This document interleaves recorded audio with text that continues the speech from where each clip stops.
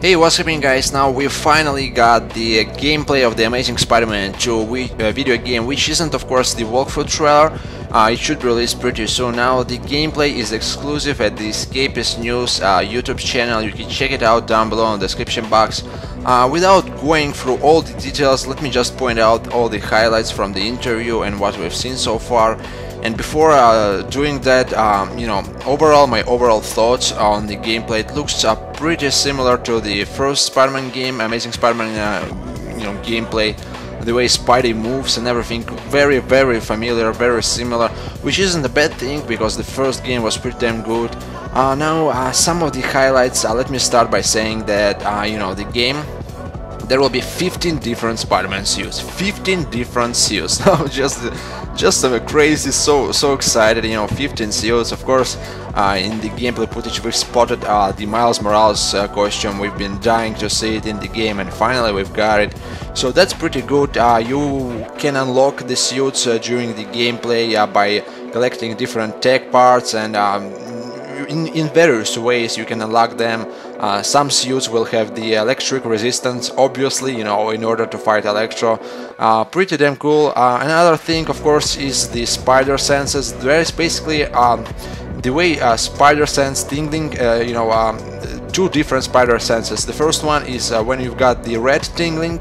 It means that the enemy is close by, very close to you. It's a close combat, so when it tingles red, you basically have to avoid close combat hits, which is pretty damn exciting. And the second spider sense effect is the white one, which means that the attacks will come from a far distance. You have to avoid some bombs or some explosions and similar stuff. Basically attacks from the distance. So two spider senses, pretty damn exciting. Now the hero menace system finally confirmed that it has to do with Jameson and only Jameson. If you ignore missions in New York City, if you don't do them, some side missions, you are considered to be a menace by Jameson. He will talk trash about Spider-Man, and if you are a menace, Oscorp will send some destroyers, robots, to basically kill you.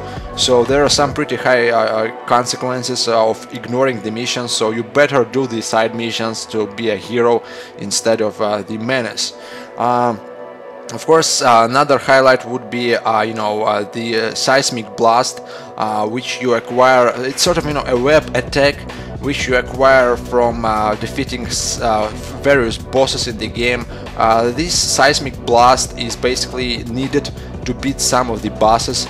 It's kind of like a shotgun attack with webs, a blast, a huge one, and using that you can defeat some bosses, and there's no other way around without using the Seismic Blast. So you can unlock this web attack. It's pretty crucial in this game.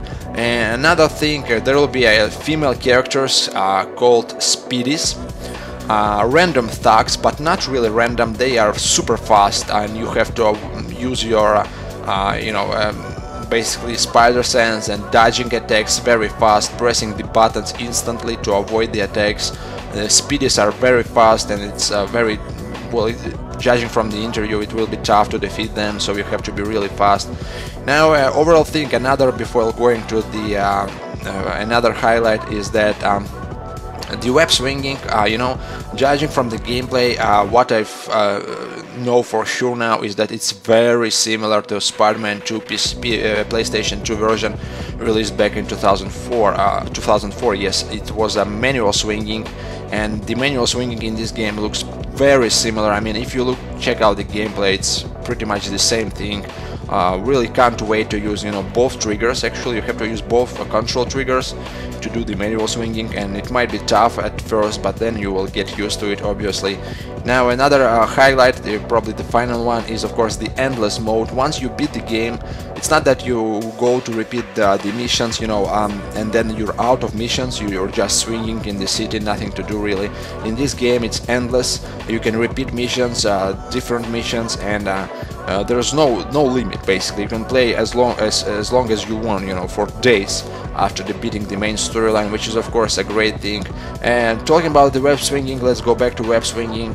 You can't really swing across the city using web rush, like sort of, you can't really use this swing through the few streets, like a mile away. anymore due to the manual swinging. Once again, they wanted to bring this realistic approach towards the game, so it will feel more realistically. Now, of course, these are the highlights. They didn't reveal any villains or anything yet. It will be probably revealed in the walkthrough trailer. Check out the gameplay down below. Overall, I must say, you know, this is a game. It's not a next generation game.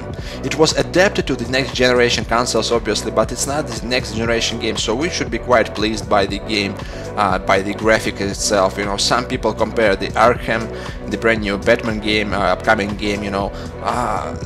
Spider-Man is a movie game. It's a different thing. It's a movie game which has a pretty damn limited budget, you know, and for a movie game it's pretty damn great. So of course on the next generation consoles the graphics will look slightly better, but just keep in mind that it's not the next generation game.